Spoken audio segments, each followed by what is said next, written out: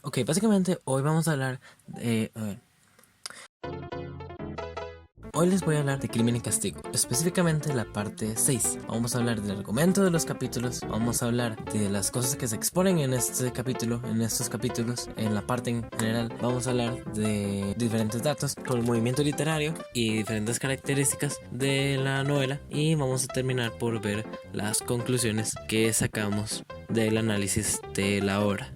Viendo de manera resumida cada capítulo, empecemos con el capítulo 1. El capítulo 1 toma lugar en el apartamento de Raskolnikov, cuando él está en un estado así súper profundo de pánico, y esto cambia ligeramente cuando llega su amigo Razumihin, quien le llega a contar que han encontrado un culpable de los crímenes que Raskolnikov cometió.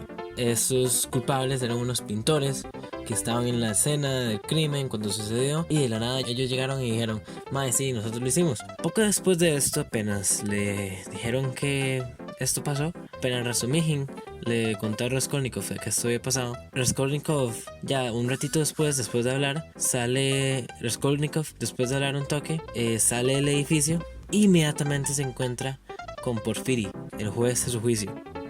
Ahora, en el capítulo 2 empezamos porque Raskolnikov llega a su apartamento, vuelve a su apartamento después de haber salido como 3 segundos. El mismo apartamento en el que había hablado con Razumihin hace nada. Y esta vez era para hablar con Porfiri. Sin embargo, esta vez Porfiri no trae buenas noticias. Él viene a decirle que según su análisis forense, según la psicología forense, que está como basada en los comportamientos de las personas sospechosas, el juez logró descifrar que él es el culpable, Raskolnikov es el culpable, y que por ende debería entregarse. Le sugiere que debería entregarse. Y a partir de acá Raskolnikov ya vuelve a entrar como en un episodio de pánico, sabiendo que ya casi no tiene ninguna alternativa y su tiempo está literalmente contando. En el capítulo 3 es donde ya llegamos a una parte en que Raskolnikov se encuentra, después de todo el desmadre de la parte 2, Raskolnikov se encuentra con Arkadio y ellos tienen una conversación poco amigable uno sobre el otro. Sin embargo, la acción principal de este capítulo es cuando Raskolnikov amenaza a Arkadio a muerte, que no se acerca a su hermana Dunia.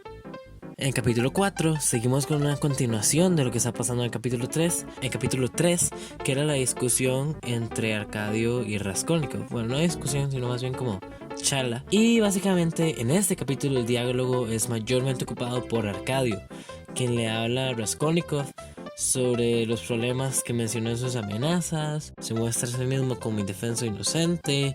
Menciona hechos como que Dunia siempre lo rechazó y que inclusive se casará pronto. Básicamente le está diciendo como: ay, sí, yo soy súper inocente, o sea, no me amenaces, güey, yo soy súper inocente, güey.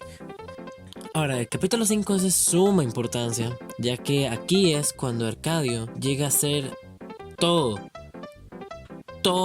lo que le habían dicho que no hiciera. Fue a buscar a Dunia. Para empezar fue a buscar a Dunia.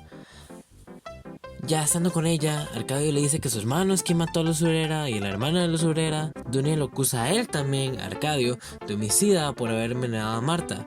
Dunia solo quiere rechazar y huir de la falsa ayuda que Arkadio le pasó ofreciendo, por lo que al final Arkadio termina atacándola y ella se defiende con un revólver. Este le confiesa su amor. Cuando Dunia lo rechaza, Arkadio la deja huir. En el capítulo 6 ya podemos ver cómo se va acercando la historia a una conclusión, ya que el capítulo 6 trata casi específicamente de Arkadio, y en este capítulo él empieza a formar diálogos cuando visita a Sonia, le da gran cantidad de plata para ayudarla, visita a la familia de su novia y sale de la ciudad. Y cuando sale de la ciudad, él va a matarse. Él acaba con su vida, se mata frente a un soldado ruso. Ahora, en el capítulo 7 no pasa mucho, más que Raskolnikov despidiéndose de su familia.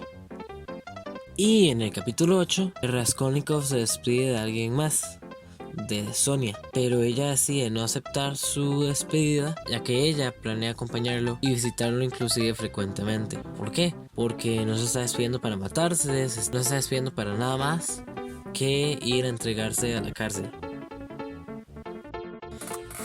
Ahora, vamos a empezar el análisis viendo el movimiento literario de Crimen y Castigo.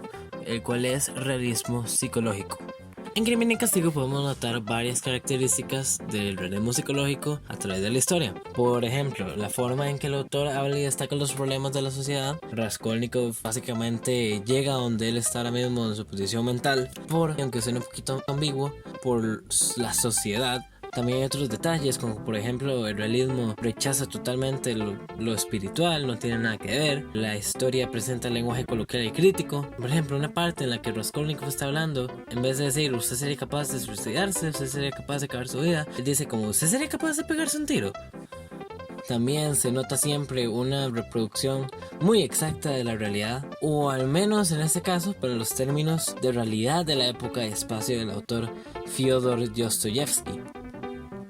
Ahora, en esta parte 6 podemos notar ciertos detalles, como por ejemplo, Raskolnikov llega a un auge de lo que es su tortura psicológica, cuando por ejemplo en esta misma parte no solo la libertad de hombres inocentes corre peligro, sino que ya todos alrededor de Raskolnikov ya saben que él es el culpable del asesinato. Esto mismo, notando como todas sus paredes y puertas se están cerrando cada vez más rápido, llega a ser un motivador de por qué todo caso abierto que consigue en esta novela está llegando a una conclusión lo más pronto posible, como por ejemplo el arco de Arcadio, Dunia y Raskolnikov.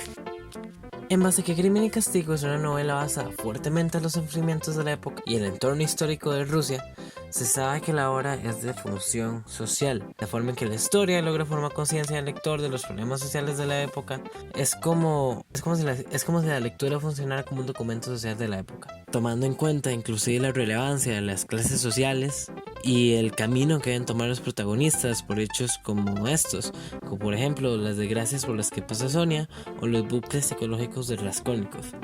En otra parte se concentra básicamente en el caso de Raskolnikov, Razumihin y Arcadio, y se nota mucho la falta del protagonismo de Sonia en esa parte, por lo que es difícil saber mucho más de ella, más que la importancia del personaje para Raskolnikov y su fin en la historia. También hay que poner atención al desenlace del arco de Arcadio, ya que apenas Raskolnikov hace su salida del episodio, Arcadio sabe de igual manera que ya no importa nada, por lo que él procede a hacer todo lo que le han dicho que no hiciera, como aproximarse a Dunia, la confunde, la ataca y después de eso es rechazado por ella. Después de esto, procede a hacer lo que una persona que planea quitarse la vida haría, se quita todo peso encima que va a quitarse, hace todo bien que debe hacer y procede a matarse en público. También cabe mencionar que Dunia y Razumihin terminan juntos después de la historia.